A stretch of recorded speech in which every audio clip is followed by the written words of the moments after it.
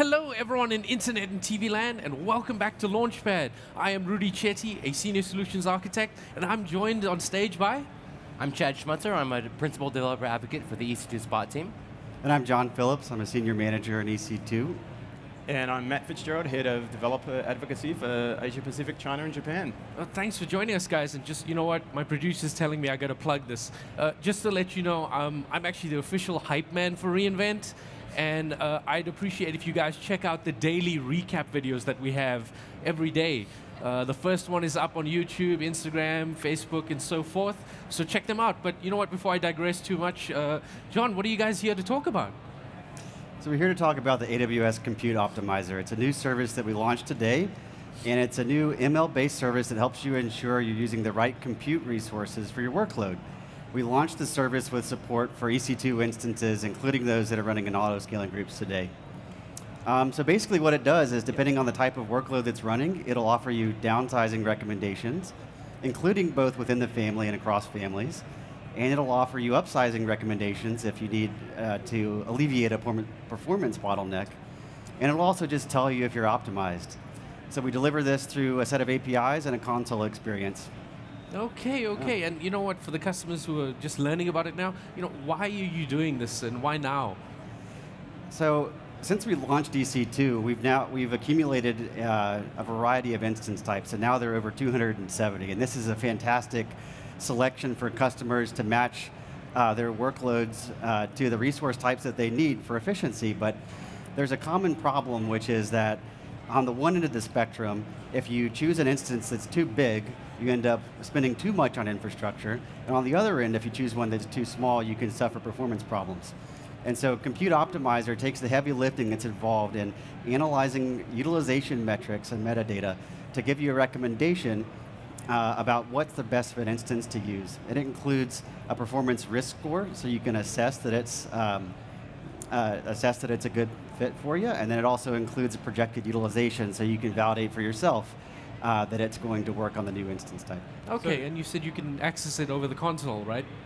Yes, you can access it over the console. And actually, a great way to describe the service and continue the conversation is through a demo. Oh, well, you know what, I think you're up, Chad. Are you right. you're going to show the demo to the wonderful folks? Before you Sure. before you kick that demo off, and maybe I could have asked this question during the demo, but is a Compute Optimizer smart enough to know if I've architected for 3AZ redundancy and I'm running each of my instances at like 30%, so that if I lose some of those instances, I then have the ability to obviously take the load with a single instance. So does it keep those things in mind when it's optimizing my fleet? Yeah, great question. So what it does is it offers 3 different recommendations, which are going to vary in the amount of headroom that's provided to the instance. And so the operator can engage with the service and decide which one of those recommendations to choose based on factors like desired headroom. Right. And then over time, the service gets smarter. It actually uses ML to determine that a workload fits that use case. And so, for example, we'll look at the workload signature in terms of its utilization metrics and metadata, identify workloads that are similar to it, largely based on our experience running things internally, and then we'll make adjustments to the recommendations. So we'll do that, and then it's also up to the operator to choose something that makes sense based on their availability strategy. Cool. All right. I know you guys are itching to do your demo. Yeah. Let's show us the demo. Absolutely. So we did say it was available in the console, but it's also available via the CLI. Okay, so cool. I want to make sure that everybody knows that. Those of you that are fans of pulling your data, analyzing the data externally out of the console, you can do it all through the CLI as well. So, but the console is a little more friendly to demo with, right? So I'm on the screen here. All right, great. Yep. So first of all, how do you find this in the console? If you just search for AWS Compute Advisor, Compute Optimizer, we will see that it brings us to the first experience page. Are you about to leak another service there? I was. So, so here we are. So takes us to the getting started page. Basically, you can learn about benefits and features, how to lower your costs, optimize performance, things like that. But the first thing you do need to do is to opt into the service, and we do that by clicking Getting Started. Hang on, wait. I've got 1,000 accounts. Do I have to do this 1,000 times? Great question as well. You don't have to do that. So it does support AWS organizations. So for those of you that have a lot of accounts as a part of an organization, you can opt in the entire organization. This account here that I'm using here does not join an organization, so I just have the ability to opt in for my own account. However, if I was a part of an organization, I could choose to do it for everything within the organization as well. Oh, nice. And so here's all you need to do is you opt in. Once you opt in the background, basically what the service does is it starts to go back and look and start to do analytics against history of your services that are running in your account. It will take, I think, roughly 12 hours for all of that to get populated, where you can come back and then look at the results. So we're going to be here for 12 hours? Is that what you're saying? We are. So okay, go cool. grab some popcorn. Just grab some popcorn, Yep. people. Yeah. Yep. So I have an account here that has the Compute Optimizer enabled for quite a while now. So I flipped over to this. Let me go full screen so we can get a good Seeing a lot of red there. a good Chad. view here. We are, right. So the idea here is that we want to look at the dashboard and get a good understanding of how has our account been doing in terms of optimization. Yeah. Right? So here's an overview. This is the dashboard. It's got a lot of information. First thing I will point out is this service is a global service. It's able to look across all regions at once and give you a consolidated report across everything. I can here, first of all, go into filter by region, and I can actually select individual regions if I wanted to look at a specific region to understand how am I optimized within that region. However, I can also just tell it to look at everything across all regions at the same time. Okay. Any questions so far? No, keep going. I mean, this is fascinating. Okay. Second thing I'll point out in the dashboard is going back to accounts.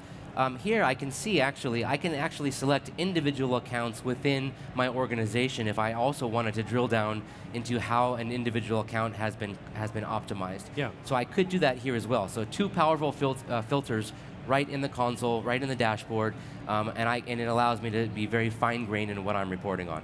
I see. Great. Well, it looks like we got a question here from Sagara. Is there cost associated with using this service? John, would you like to take that? There's no cost. It is free for use as long as you opt in. I actually like the question above that one as well, which is, does it take into account instances which are memory optimized, where metrics for memory are non-standard in CloudWatch? And I think in memory in general, I think this is going to involve some kind of CloudWatch agent running on the box. That's right, yeah. If the Yeah. CloudWatch agent's installed and it's vending memory metrics, then AWS Nice. Compute Optimizer picks up those metrics and uses them in its recommendations. Cool. Yeah, so you would need to install the CloudWatch agent Absolutely, and yeah. publish memory and any other metrics into CloudWatch from the agent. Oh, so it's not automated from that sense. You have to pick the instances you're going to go to, and then it'll install the agent? For the memory itself, you do need to install the agent because we don't Okay. have visibility into memory on running instances. Exactly. Yep. Maintain security. Yep. Do you want to add anything to that, John? Yeah, if there are no memory metrics, it won't recommend a downsizing in memory. So it'll assume that the memory is fully occupied and not make a change there. Yep. All right. Yeah. So, John, there's a question about supporting custom metrics. I don't think today that it would take into account custom metrics and parse those. I think it will just do compute and memory. Right, that's correct. Yeah. Okay. Yeah. So I just wanted to make sure that And, I was clear on that. and another super important one there is that whilst we're running the 12-hour little session, is there any impact to any of the services? In terms of the analytics of the actual services that are running. Is it So sort the of actual completely instances, isolated? Yeah. No. So there's no impact into your running services. This is all done offline in terms of Okay. how it's analyzing the metrics about your services. Nice. Cool. Okay. So as we're going through the dashboard, there is this handy info button that you can click that if you do it on the right hand of the side, it'll give you some additional information about what you're looking at as well as links to additional relevant information. So, do feel free to click on that info button whenever you see it for additional information. I think you guys got to start there and then go the well-architected tool route and have some videos, hey? Agreed. That would be an awesome follow-up. All right, so let's start jumping into the individual analysis of our resources. So we can see here that it's reporting that overall our EC2 instances are quite a bit over-provisioned, so 77.78% over-provisioned. Within that, though, we have a few that are under-provisioned, Yeah. 2 that are perfectly optimized, as best as what we can tell, and 14 that are over-provisioned. So let's first drill into the over-provision to get an idea of what it's reporting on here. Yeah, well, we want to cost optimize as well. Right. So John, if you want to add anything as we go, feel free to. Okay, so if I select, I've got a list here of all of the instances that are running in my account, and we can see that the finding here is associated with each of these instance IDs, right? So I can select an instance ID, and I can then go to View Detail, and it can give me interesting information about why it found it to be over-provisioned. So let's go ahead and take a look at this. Okay, so drilling down into this single instance type here we have, which is running as a C5 extra large, the compute optimizer is actually looking at statistics and saying, based on average statistics over the last 2 weeks, this is what we're showing in terms of current utilization versus projected utilization. And so this is what it's using to give recommendations on what you could use optionally to replace this to optimize both for performance and cost. So those options, are those options take into account instance types that are available within that organization? Not today. It'll recommend from the full list of instance types, and then you'll have to layer on the organizational limitations. Cool. See here. Yep. No, go for it, go for it. So we can see here that it's giving us 3 options. The first option, which is to say, hey, why don't you consider using a T3 large, right? The on-demand price is significantly cheaper, roughly half here in terms of savings. Performance risk in terms of variability of performance is set at medium, which means, hey, take a look at this. It's a great option. But beyond that, the characteristics of the individual instance are very similar, so you should consider using this. But it also gives you additional options to pick from, option 2 and option 3. With the M5 large and the R5 large, both of these, looking at cost versus performance, both come with a very low risk in terms of performance. And so this goes back to your earlier question around what if I'm thinking about diversifying across multiple availability zones and I'm purposely over-provisioned for that perspective. So these are ways that you can take that into consideration when making decisions based on the recommendations. And there's a question there about does it work with spot instances, and I'm thinking that probably not, because then you're making a decision on that potentially could impact availability. Well, there are no recommendations to use spot instances. There's no functionality right now that says, hey, I've got a workload. Is it going to be suitable for spot? It's a great feature request. Right now, what it shows is literally the instance type that's going to be what it's perceived as the best fit for the utilization pattern. And then we provide on-demand pricing so you can make a price and a performance trade-off decision. Okay. And are you guys going to be launching in any other regions? I see we had a question there about launching in EU Central. Yeah, the team is going to be releasing new regions very, very quickly. We want to get to global support for the service. Yeah, you want to help as many customers as possible. Absolutely. Makes sense. Absolutely. I'll keep going through the demo here. So if I click on this, I can actually tweak a lot of the visible columns that are showing here. And so there's, I see questions coming up around how do I figure out, if I'm using it with a different service or things like that. What if I want to consider using reserved instances? I can enable these to get a good visual report on what does this look like if I want to optimize from a purchasing perspective, but also from price difference and things like that from a percentage perspective. So I can toggle these, and I can come back and I can take a look here, and then I'll have additional columns saying, look, the 3R RI price, for example, is something that I can also compare here in the report. And these are all things that you want to take into consideration when you're cost optimizing your compute environments. Yeah, and I see we've got a few other questions coming up in there. Is this, at the moment, I assume it's for EC2, but someone's asking, is this going to be available for other services, kind of like Dynamo? Right now, it's available for EC2 and only, but this is a great request for us. We're open to feedback in its entirety, including expansions into recommendations for things like Dynamo. Yep. Yeah, I mean, that's an interesting one too. Can it be used with EMR analytics workloads? Well, EMR clusters are just EC2 instances, right? So can we include those as part of the? Yeah, so if EMR instances are launched on behalf of the customer and they're visible, you'll get EMR recommendations. I mean, you can see they're going on that, and ECS, EKS, Fargate as well. You're just extending it based. Yeah, in fact, we're excited to see the list of, we thought it would be the case. We're excited to see the list of requests for more resources. And is something we'll be working on for sure. Well, I mean, that's how you drive your roadmap, hey? Customer feedback. Yeah, Exactly. Absolutely. Yeah. Yep. So ECS and EKS definitely. Fargate no, because Fargate does not launch into the customer account. So, but that is something that is an interesting question. I do want to piggyback though on you asked about other services. Yeah. So EC2 autoscaling groups are supported through the cost optimizer, and so this is a really neat feature as well because customers often say, well, did I set up my autoscaling group appropriately? Should I consider doing something differently about it? Well, here we have another window into how we can check out how optimized we are. Yeah. So I do have an autoscaling group running in this account, and it's showing 100% not optimized. So let's dig in here and understand what's happening. So if I select it, I will get an output that says, this autoscaling group, which is named ASG_test, is not optimized, and it's currently using the C5 extra large. And it's recommending that we should consider the T3 large, for a nice, cost optimization as well as performance optimization for our autoscaling group.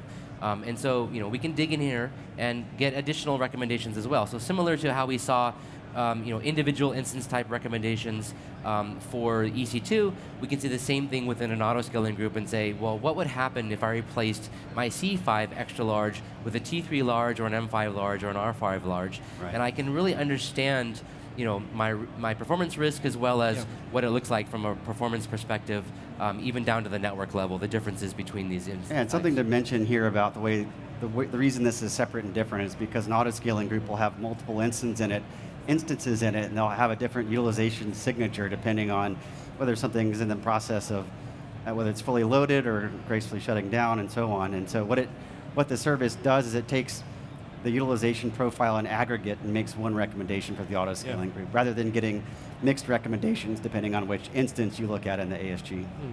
And when you select these different options, is it actually going to go in and perform that change for you, or it's just giving you the options of what you're going to actually go into your system and change? Yeah, so this will tell you how to change your launch template in your autoscaling group, your launch or your launch configuration with a new instance type. I see. And we have the handy button to go ahead and open in the I ASG saw that. That's console. why I was like, what, let's preempt it. Yep. It seems like we've got quite a few customers asking for RDS support as well. Maybe I'll try and answer this, even though I'm not even in your area. So I think this is a similar response to Fargate, right? In that when we have things like RDS, is that yes, the customer provisions the instances, but they're provisioned in the RDS account, and therefore not something that we can. Well, no. The vision for the service is that we take feedback like this and build our roadmap off of it. So it's anything that involves some compute. We want to help customers make sure it's right size for their workload, so they're not, like I said at the very beginning, spending too much on infrastructure or undersized. I mean, it happens a lot. Even when you're starting out and you're just playing around, you choose an instance type, you want to get up and running. More than likely, you might have chosen the wrong one, or let's say the incorrect one for your workload. And this is going to help people optimize considerably. I see you even bringing up some scripts here. I have. So I flipped over to the CLI. I just wanted to show that we can extract the same information from the CLI. And show how friendly it is to extract this and do something useful with it. If you want to generate reports, turn them over to the cost optimization team within your organization. These are all very friendly ways you can do that. So here I'm getting a general overall report, but I can also get the same individual instance recommendations as I was doing in the console from the CLI. And I can format these into JSON output, or I can ask for them in in text. So that I can take a report and do something useful with this, because at the end of the day, it's information here. I want to take it. I want to analyze it, and I want to act on it. I don't just want to see it and say, well, I'm underutilized or overutilized, but let's go ahead and do something about it and save some costs. Damn, Chad, we should have you on one of our shows, live coding. Anytime. Seems pretty fun, eh? Anytime. But it looks like we're nearly out of time, so I'm going to thank you guys for being here. Matt, John, Chad, and for those of you watching, we're going to have more streams coming up, so please stay tuned, and we'll be seeing you soon.